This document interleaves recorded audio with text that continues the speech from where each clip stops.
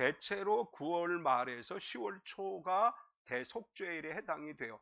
그러니까 지금은 대속죄일이 지난 다음에 시간이 좀 흐른 다음이라는 얘기예요. 그러니까 언제쯤 되느냐? 한 11월쯤 될 거예요. 그러니까 이 11월부터 3월까지는 이 지중해가 항해가 거의 불가능한 상태라 그래요. 그러니까 역사학자들, 기독교 역사학자들이나 아니면 로마의 이런 기록들을 보면 겨울철에 돌풍과 태풍이 잦아들기 때문에 보통 11월부터 3월까지는 항해가 중단되는 시기라고 합니다. 바울은 바로 그 이야기를 하는 거예요. 지금 우리 유대인들이 금식하는 절기가 지났고 곧 태풍이 몰려오는 그런 시기인데, 지금은 시기적으로 계절적으로 볼 때 항해를 계속하는 것이 지혜롭지 않다, 문제가 될 수 있다. 근데 사실은 바울은 하나님의 어떤 계시도 있었지만 자신의 경험에서 우러나오는 거예요. 바울은 고린도후서에 보면 내가 3번이나 내가 탄 배가 파손을 했고 깊은 바다에서 하룻밤을 지냈다, 이런 고백을 해요. 그러니까 바울은 이미 이 지역에서 항해하면 이 계절에 어떤 일이 일어나는지를 경험했던 거예요. 그래서 바울은 사람들에게 경고합니다. 지금 항해하지 맙시다. 이 계절이 지나고 나서 날씨가 좀 좋아지면 그때 항해를 합시다. 우리 이 목회자들이 이 시즌에 항해를 이제 성지순례를 가신 분들이 있어요. 그래서 뭐라고 기도했느냐? 주여, 유라 굴로도 바울이 견디었다는데, 이러면서 로마 쪽 이 시기에 거기를 지나가가지고 태풍을 만나가지고 죽다 살아났대요. 밥도 못 먹고 얼마나 고생을 했는지 모른다 그래요. 이 성경이 가지 말라고 했는데 갔다가, 이 하나님께서도 우리에게 그런 경고의 사인을 주실 때가 있어요. 멈춰라, 이렇게 얘기하시는데, 가만히 보면 가도 될 것 같아요. 그래서 멈추라고 하나님께서 여러 가지로 사인을 주심에도 불구하고 우리가 그냥 가려고 할 때가 있어요. 이제 이렇게 해서는 결국은 풍랑을 만날 수밖에 없다. 하나님이 주시는 사인을 잘 받으라, 이런 메시지를 주고 있습니다. 그 다음에 바울이 경고한 것은 어떤 내용이냐 하면 10절을 보면 이렇게 말을 해요. 말하되 여러분이여, 내가 보니 이번 항해가 화물과 배만 아니라 우리 생명에도 타격과 많은 손해를 끼치게 하리라 하되, 바울은 단순히 위험하다가 아니에요. 우리도 죽을지 모른다, 이렇게 얘기를 해요. 이 바울의 경험에 의하면, 그리고 바울이 하나님께로부터 받은 감동에 의하면 지금 배가 출발하면 배가 파손될 것이고 모든 걸 다 잃어버릴 것이다. 심지어 우리 중에 어떤 사람이 생명을 잃을지도 모른다. 바울은 아주 강력하게 경고를 합니다. 그런데 문제는 뭐냐 하면 사람들이 하나님께서 주시는 경고를 무시한다고 하는 거예요. 여기도 바울의 경고에도 불구하고 백부장은 선장과 선주의 말을 더 믿었죠. 11절과 12절을 보면 백부장이 선장과 선주의 말을 바울보다 더 믿더라. 그 항구가 겨울을 지내기에 불편하므로 거기서 떠나 아무쪼록 베닉스에 가서 겨울을 지내자 하는 자가 더 많으니, 베닉스는 그레데 항구라. 한쪽은 서남을 한쪽은 서북을 향하였더라. 백부장 율리오는 로마 군인이에요. 그래서 이제 누구 말을 들을 것인가를 결정할 때 바울은 신분상 죄인이죠. 바울은 죄인으로 항소 때문에 재판을 받기 위해서 로마로 가는 중이에요. 반면에 선장과 선주는 배를 많이 운행한 사람들이에요. 백부장이 볼 때 바울의 말보다는 전문가의 말이 이 사람들이 더 전문가니까 이 사람들의 말이 맞겠지, 이렇게 생각을 한 거예요. 그래서 전문가의 말을 이제 수용해서 떠나기로 해요. 우리가 신앙생활하면서 이런 점을 주의해야 됩니다. 우리 이제 어떤 일을 하려고 할 때 세상의 논리와 전문가들의 견해에 따라서 합리적인 선택이라고 생각하고 어떤 일들을 진행하려고 할 때가 있어요. 그런데 합리적인 생각과 전문가들의 의견보다 하나님의 말씀이 우선되는 거예요. 하나님의 말씀을 우선시해야 그 다음에 하나님의 도움을 입을 수 있습니다. 하나님이 가지 말라고 이야기했음에도 불구하고 전문가들이 이야기를 해요. 아니요, 이거 하면 돼요. 전문가적인 관점에서 볼 때 일은 안 될 수가 없어요 라고 이야기할 때 우리는 거기에 사람이 미혹되게 되죠. 저 사람 전문가야. 한 번도 실패한 적이 없는 사람이야. 그래서 결국 전문가들의 말을 따르려고 하고 세상의 논리를 따르려고 해요. 오늘 바울이 말한 것을 백부장이 듣지 않는 거, 이건 굉장히 이성적인, 합리적인 거예요. 바울이 뭐 배 끌고 다니는 사람도 아닌데 우리가 왜 바울의 말을 들어? 이건 세상적으로 볼 때 지극히 합리적인 것입니다. 또 하나의 이유가 뭐냐면 이렇게 썼어요. 이 미항이라고 하는 항구는 아주 적어요. 그래서 거기에 머물러 지내기가 매우 불편해요. 그래서 어디까지만 가자? 베닉스까지만이라도 가자. 거기는 항구가 좀 큰 항구니까 여기 좁은 데서 이렇게 겨울을 어떻게 보내냐, 힘들게 좀 넓은 항구로 가서 거기서 지내도록 하자. 사람들이 불편한 거를 못 참죠. 예전에 우리가 이렇게 중고등부 아이들을 데리고 수련을 가면 텐트를 치고 했어요. 대형 텐트를 하나, 집회 텐트를 하나 치고 소형 텐트 이렇게 각 조를 편성해서 거기서 자게 하고, 그때는 불편한 걸 전혀 몰랐어요. 지금 그렇게 수련회 하라고 하면 못해요. 여러분도 못하시죠? 못해요. 우리가 이제는 불편한 걸 못 참아요. 그런데 사실은 불편한 것을 견디면서 신앙을 지켰을 때 큰 역사가 나타났어요. 힘들고 어렵다고 생각했지만 그래도 참고 견디고 하나가 될 때 거기에 하나님의 기적이 일어났어요.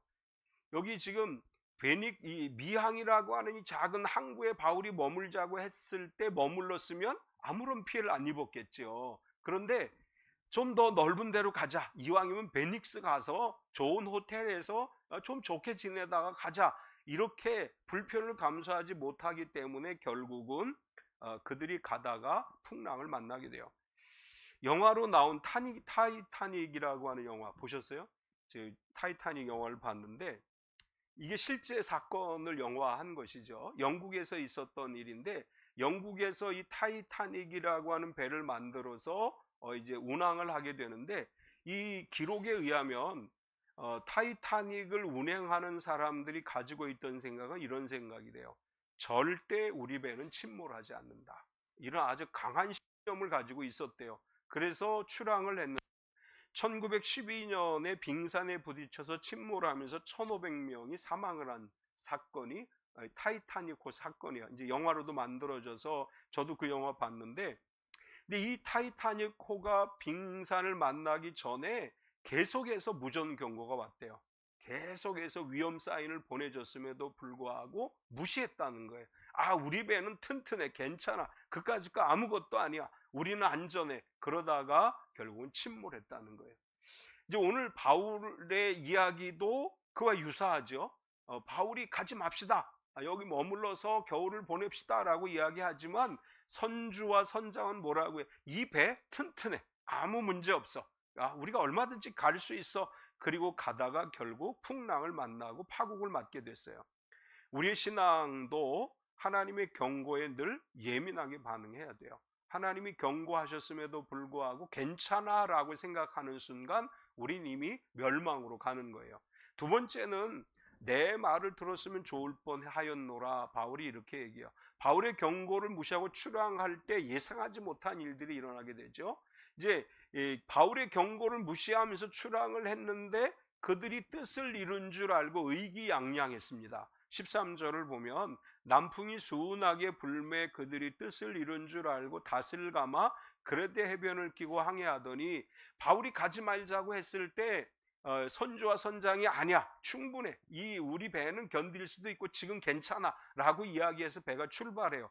이 배가 막 출발하니까 남풍이 아주 순하게 불어요. 배가 잘 가고 있어요. 그러니까 선주와 선장과 그 말에 동의했던 사람들은 바울을 이제 조롱하는 거예요. 야, 봐라, 배 괜찮잖아, 자, 바람도 괜찮잖아, 아무 문제 없어. 그렇게 착각을 하는 거죠. 사람들은 하나님께서 야, 하지마 라고 얘기했는데 하나님, 그 전문가가 얘기하는데 괜찮대요, 선주와 선장이 말하기를 이번에 괜찮대요, 가도 된대요. 그렇게 생각하고 가면 처음에는 순항을 해요. 처음부터 하나님이 막 길을 가로막는 게 아니고 처음에는 아주 잘 되는 것 같아요. 그래서 속으로 어떻게 생각하느냐? 거봐, 잘 된다니까? 순조롭게 된다니까? 이런 생각을 하고 이제 가는 경우들이 있어요. 우리가 내 생각에 따라서 가는데 처음에 잘 되는 것이 성공이 아니에요. 처음에 잘 되는 것처럼 보일 뿐이에요. 잘 되는 것 같았는데 어떻게 돼요? 유라굴로라는 풍랑을 만나게 되죠. 14절에서 17절까지를 보면 가운데요 섬 가운데로부터 유라굴로라는 광풍이 크게 일어나니 배가 밀려 바람을 맞추어 갈 수 없어 가는 대로 쫓겨가다가 가우다라는 작은 섬 아래로 지나 간신히 거루를 잡고 줄을 끌어올리고 줄을 가지고 선체를 감고 수르디스에 걸릴까 두려워하여 연장을 내리고 그냥 쫓겨가다가 이제 순풍이 불어서 남풍이 순하게 보니까 야 봐라 그리고 막 가는데 갑자기 태풍이 일었다는 거예요. 그러니까 고요하다고 하는 것이 계속 고요하다 한 게 아니에요. 고요 뒤에 풍랑이 오게 돼 있어요. 이 유라굴로라고 하는 이 단어는 동북풍이라고 하는 뜻을 가지고 있대요. 이 태풍이 얼마나 큰가 하면 오늘날로 이야기하면 허리케인과 같은 초대형 태풍이었다고 합니다. 갑자기 허리케인 같은 풍랑이 일기 시작하니까 배가 굉장히 위험하게 됐죠. 그래서 선원들이 할 수 있는 일을 다 해요. 배에 여러 가지 일을 하다가 나중엔 기구도 버리고 다 버려요. 그럼에도 불구하고 사람의 노력이 무의미해지게 돼요. 풍랑이 워낙 세기 때문에 사람이 이걸 어떻게 할 수가 없어요. 우리 인생에 있어서도 이런 광풍이 찾아올 때가 잘 되는 것 같은데 어느 날 갑자기 막 문제가 생기기 시작해요. 근데 문제라는 건 하나만 생기는 게 아니라 복합적으로 생겨요. 갑자기 일이 잘 안 되더니 몸이 아프고 또 경제적 위기가 오고 가정의 문제가 생기고 이런 소용돌이 같이 우리에게 그런 문제들이 다가올 수 있습니다. 이런 어려운 일들이 다가올 때 그것은 우리의 힘으로 해결할 수 없는 것이고 하나님만이 이런 문제들을 해결해 주실 수 있어요. 이 문제가 얼마나 심각했느냐 하면 구원의 여망마저 없어졌다 이렇게 기록을 합니다. 18절에서 20절을 보면 우리가 풍랑으로 심히 애쓰다가 이튿날 사공들이 짐을 바다에 풀어버리고 사흘째 되는 날에 배의 기구를 그들의 손으로 내버리니라. 여러 날 동안 해도 별도 보이지 아니하고 큰 풍랑이 그대로 있음에 구원의 여망마저 없어졌더라. 이 당시 오늘날은 항해를 할 때 GPS 연결을 해가지고 막 이렇게 하잖아요. 근데 이때는 항해를 어떻게 했어요? 해와 달을 보면서 하는 거예요. 해와 달의 움직임을 보면서 그러면서 항해를 해요. 그런데 태풍이 계속 불고 해도 안 떠요. 달도 안 떠요. 그러니까 이 어디로 어떻게 가야 될지 감을 잡을 수가 없는 거예요. 굉장히 어려운 뿐만 아니라 배를 마음대로 자기 마음대로 움직일 수가 없어요. 그래서 사람들은 뭐라고 생각했느냐? 구원의 여망마저 없다. 우리가 살아날 가능성 없다. 다 여기서 죽게 생겼다. 이렇게 그들이 고백했다는 거예요. 이제 여기까지 이야기는 뭘 얘기하느냐 하면 하나님의 경고를 무시하고 내 방법대로 아니면 세상 사람들의 이야기를 따라서 하려다 보면 결국은 실패할 수밖에 없다. 하나님이 멈추라고 할 때 멈춰야 되고 하나님이 가라 할 때 가야 된다. 이 이야기를 여기까지 하고 있어요. 이제 세 번째 말씀하신 대로 되리라고 나는 믿노라. 이런 희망이 없는 절체절명의 순간에 바울이 담대하게 선포를 합니다. 구원의 여망마저 없다. 이건 죽게 생겼다 그 얘기죠. 곧 죽게 생겼다 그 이야기인데 그렇게 말할 때 바울이 나서서 이렇게 외쳐요. 여러분 생명에는 손상이 없으리라 이렇게 말합니다. 21절과 22절을 보면 여러 사람이 오래 먹지 못하며 바울이 가운데 서서 말하되 여러분이요 내 말을 듣고 글에 대해서 떠나지 아니하여 이 타격과 손상을 면하였더라면 좋을 뻔하였느니라. 내가 너희를 권하노니 이제는 안심하라. 너희 중 아무도 생명에는 아무런 손상이 없겠고 오직 배뿐이리라. 바울이 다 이제 두려워하는 사람들에게 나와서 말해요. 여러분 내가 말했잖아. 미항에서 출발하지 말자고 했잖아. 그런데 왜 내 말 안 듣고 지금 이 고생들을 하느냐? 이제 이렇게 말하면서, 그러나 여러분 걱정하지 마십시오. 이제는 안심해도 됩니다. 여러분 중에 한 사람도 생명의 손상을 입지 않을 것입니다. 여러분의 배만 손해가 될 것입니다. 바울이 이렇게 이야기를 해요. 그럼 바울은 무엇에 근거해서 이런 이야기를 하느냐 하면 하나님의 사자의 말씀에 근거한 것이죠. 23절을 보면, 내가 속한 바 곧 내가 섬기는 하나님의 사자가 어젯밤에 내 곁에 서서 말하되, 다른 사람들은 절망 속에서 좌절하지만 바울은 그 밤에 하나님의 사자를 만나요. 하나님이 그 절망 가운데서 사자를 보내서 하나님께서 바울에게 말씀해 주세요. 바울이 지금 하는 이야기는 자기의 이야기가 아니라 하나님의 사자가 주시는 말씀이었어요. 결국 우리가 이 인생을 살아가면서 고난과 시련과 역경의 상황에서 이걸 극복해낼 수 있는 비결이 뭐냐? 하나님의 말씀이에요. 하나님의 말씀에 근거해서 우리가 믿음으로 살고 하나님 말씀에 근거해서 살아갈 때 결국 그 말씀에서 하나님이 우리가 위기를 이길 수 있는 힘을 주시는 것이고, 말씀에서 우리가 문제를 해결할 수 있는 힘을 얻게 되는 것입니다. 우리가 매일매일 말씀을 묵상해야 돼요. 항상 말씀에 귀를 기울이고 살아야 돼요. 하나님께서 주시는 말씀만이 우리가 세상을 이기는 힘과 능력이 되고, 이 세상을 이길 힘이 말씀으로부터 온다고 하는 것을 분명하게 믿을 때 순간순간 하나님이 내 마음에 말씀을 주세요. 순간순간 내 마음에 하나님이 말씀을 깨닫게 하세요. 그래서 그 말씀을 붙들고 나아가게 되면 어려움을 극복하고 승리하는 삶을 살아갈 수 있습니다. 우리가 풍랑을 만날 수 있어요. 그러나 좌절하지 마세요. 우리에게 말씀이 있어요. 우리에게 하나님께서 주시는 말씀의 능력이 있습니다. 실망하고 좌절해서 다 포기하지 말고 어떠한 상황 속에서도 말씀 붙들고 기도하는 가운데 하나님이 주시는 말씀을 붙들고 살아갈 때 승리하는 삶을 살아갈 수 있습니다. 바울은 하나님의 사자로부터 두 가지 약속을 받았습니다. 24절을 보면, 하지 말라, 내가 가이사 앞에 서야 하겠고 또 하나님께서 너와 함께 항해하는 자를 다 내게 주셨다 했으니, 여기 두 가지 약속을 주셨죠. 첫 번째 약속은 바울아 두려워하지 말라, 내가 가이사 앞에 서야 하겠고, 이게 첫 번째 약속이에요. 지금 풍랑이 일었어요. 배가 침몰 위기예요. 그런데 하나님 말씀하셔요. 바울아 두려워하지 마라, 너는 로마로 가야 돼. 가이사 앞에 서서 너는 내가 이야기하는 것을 증거하게 될 거야. 바울이 하나님으로부터 이런 약속을 받았어요. 두 번째 약속은 또 하나님께서 너와 함께 항해하는 자를 다 내게 주셨다. 바울을 살리기 위해서 여기 항해하는 사람들을 다 살리셨다는 얘기예요. 바울을 로마로 가게 하기 위해서 그 함께 배를 타고 있던 사람들 중에 한 사람도 죽지 않고, 풍랑에 죽지 않고 같이 다 로마로 가게 해주시겠다. 하나님이 이렇게 말씀하셨습니다. 하나님 오늘도 우리에게 그런 약속을 하셔요. 우리에게 주신 사명을 이룰 때까지 하나님께서 우리를 지켜주실 줄 믿습니다. 우리가 어떤 어려움이 올 때마다 좌절하지 마세요. 그 어려움이 오는 것은 잠시의 풍랑에 지나지 않아요. 하나님 우리에게 주신 소명을 이룰 때까지 우리를 지켜주실 줄 믿습니다. 뿐만 아니라 내가 그 소명을 이루도록 나와 함께하는 공동체를 지켜주세요. 나만이 아니고 나와 함께한 사람들을 지켜주셔서 하나님이 그 일을 하게 하실 줄 믿습니다. 마지막으로 바울은 이렇게 얘기하죠. 나는 하나님을 믿노라. 25절에서 26절을 보면, 그러므로 여러분이여 안심하라, 나는 내게 말씀하신 그대로 되리라고 하나님을 믿노라. 그런즉 우리가 반드시 한 섬에 걸리리라 하더라.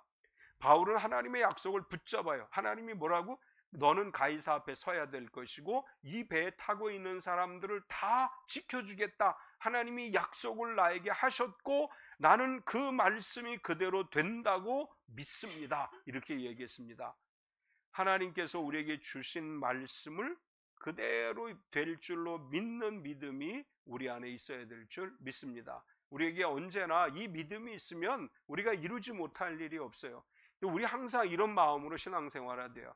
내게 주신 소명을 이룰 때까지 하나님은 반드시 지켜주실 것이고 나를 통해서 나로 인해서 내 주변 사람들에게까지 하나님께서 지켜주실 것이고 내 주변에 있는 사람들에게도 하나님의 은혜를 주실 것이다. 이 믿음을 가지고 살아가는 삶이 되시기 바랍니다. 우린 종종 이런 생각해요. 내 주변에 전부 못된 놈들만 있어. 내 주변에 나를 괴롭히는 사람들만 있어. 이렇게 생각할 때가 있어요. 그런데 그 사람들도 하나님이 나를 돕는 일에 쓰게 하셔요. 나에게 못되게 구는 사람조차도 어느 순간부터 하나님이 그 사람도 사용하셔서 나를 돕게 하셔요. 배에 타고 있던 사람들은 바울에게 다 호의적인 사람들이 아니에요. 그럼에도 불구하고 하나님은 그 사람들까지 안전하게 로마로 가게 하셨고 하나님으로 바울로 인해서 그들에게도 하나님의 은혜를 주셨습니다. 우리가 바울처럼 고백했으면 좋겠습니다. 나는 내게 말씀하신 그대로 되리라고 하나님을 믿습니다. 이 말씀을 붙들고 이 말씀을 의지해서 매일매일 기도하고 살아갈 때에 하나님이 주시는 놀라운 역사를 경험하게 될 것입니다. 바울의 믿음처럼 나는 내게 말씀하신 그대로 되리라고 하나님을 믿습니다. 이 고백으로 승리하는 저와 여러분 되시기를 축원합니다. 우리 같이 한번 기도하겠습니다. 주님, 우리가 살아가는 삶의 현장에서 풍랑을 만났습니다. 또는 여러 가지 시험과 어려움들을 겪게 됩니다. 그러나 하나님 우리를 말씀으로 붙들어 주시고 하나님께서 우리의 소명 다하기까지 지켜주시리라고 하는 말씀을 믿습니다. 내 주변에 하나님께서 나와 함께 하도록 도우시는 하나님의 역사가 일어나길 원합니다. 나로 인해 내 주변 사람들이 하나님 은혜를 누리게 하시고 나로 인해서 많은 사람들이 하나님의 복을 누리게 하옵소서. 우리 같이 한번 기도하겠습니다. 할렐루야. 거룩하신 하나님 감사합니다. 아버지 하나님만을 바라보고 있지 않고 믿음으로 살아가기를 원합니다.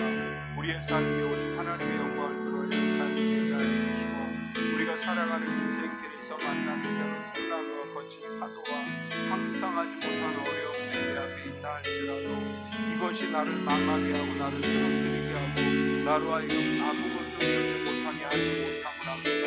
사랑하는 하나님, 우리에게 힘과 능력을 주시고 하늘의 권세와 능력으로 함께 하셔서 우리 앞에 닥쳐진 모든 풍랑을 이기게 하시고 우리 앞에 어떤 시련이 온다고 할지라도 견디어내며 승리하는 믿음이 되게 하시되 언제나 우리가 말씀 붙들고 살아가게 하시옵소서. 언제나 말씀만을 의지하며 살게 하여 주시옵소서. 언제나 말씀 안에서 힘을 누리게 하여 주시고 언제나 말씀 안에서 하나님의 은혜를 누리게 하여 주시옵소서. 거룩하신 하나님, 우리에게 주신 일들을 이루기까지 사용하신다고 말씀하셨고 또한 그 일을 위해서 우리와 함께하는 사람들과 공동체를 지켜주시는 줄 믿습니다. 하나님, 진실로 우리가 하나님의 평화의 도구가 또한 하나님의 선을 이루는 도구가 되게 하시고 하나님의 영광을 나타내는 삶의 도구가 되게 하여 주시옵소서. 우리의 삶이 하나님의 영광을 위한 삶이 되고 우리를 통해 일하신 하나님의 능력을 보기를 원합니다. 오 자비로우신 하나님, 언제나 우리를 지켜주시고 언제나 우리와 함께하여 주시옵소서. 하나님, 바울이 탄 배가 큰 풍랑을 만난 것처럼 우리 성도 가운데 풍랑 속에서 힘들어하는 가정이 있거든 하나님의 말씀으로 붙들어 주시고 그 풍랑을 이기게 하여 주시옵소서. 사랑하는 하나님, 우리에게 주신 소명을 이루기까지 하나님의 능력이 우리를 지켜주심을 믿습니다. 하나님의 능력으로 우리 가정을, 우리 교회를, 우리 각자 한 사람 한 사람을 지켜 주시옵소서. 또한 우리가 그 일들을 이루게 하기 위해서 우리의 공동체를 지켜주심을 믿습니다. 나와 함께하는 모든 사람들을 하나님 지켜주심을 믿습니다. 우리가 언제나 그 믿음으로 살아가는 삶이 되게 하여 주시옵소서. 예수님의 이름으로 기도드리옵나이다. 아멘.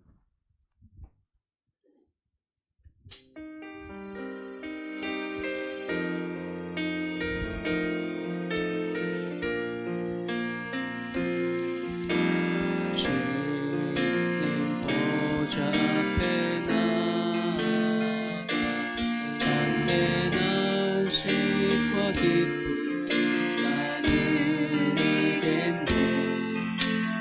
경배하며 주의 얼굴 구할 때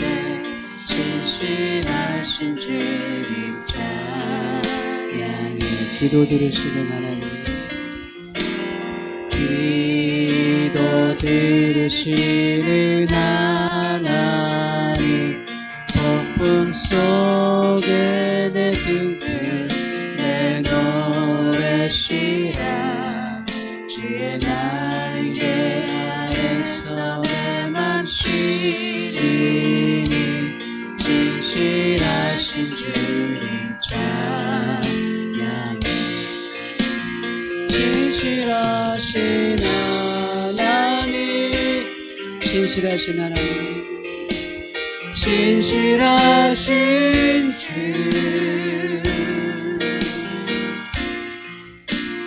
나의 주 하나님을, 진실하신 하나님은 신실하신 하나님, 신실하신 하나님, 나의 주 하나님은 신실하신 하나님, 신실하신 주, 나의 주 하나님은 신실하신, 마지막으로 다시 한번 고백합니다. 신실하신 하나님, 신실하신 주,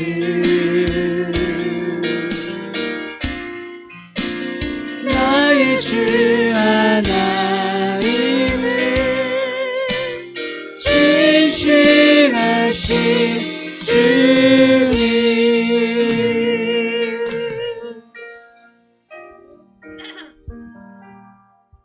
지금 예수 그리스도의 은혜와 독생자 예수 아버지의 지극과 성령님의 내주 충만하시며 교통하시는 내가 거룩하고 복된 날 주님 앞에 나아 기쁨으로 예배하고 말씀으로 은혜 받고 세상을 향해 나아가는 우리 모든 성도들 머리 위에 영원토록 함께 하시옵기를 간절히 축원하옵나이다. 아멘.